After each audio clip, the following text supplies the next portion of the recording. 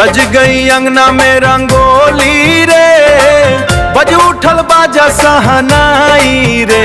आइल आज सजन के बारात हो, नाचे पूरा घर घराई रे।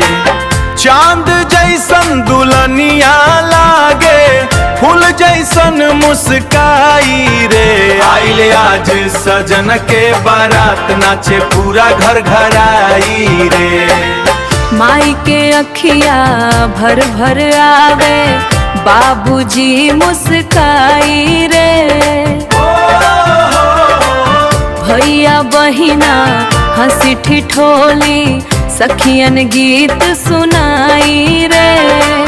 मेहंदी वाला हाथ सजल बा, चुनरी लाल लहराई रे।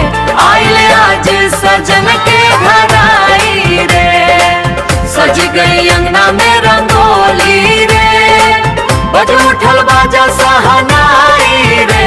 आइल आज सजन के बारात हो, नाचे पूरा घर घराई रे।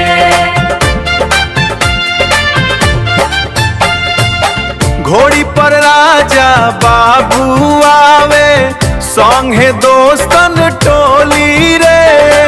ढोल मजीरा बाजे जोर से, नाचे हर एक होली रे। लेके सातों जन्म के वादा, मांग में सिंदूर सजाई रे। आइल आज सजन के बारात, नाचे पूरा घर घराई रे।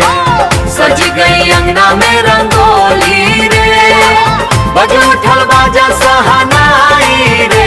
आइल आज सजन के बारात हो, नाचे पूरा घर घर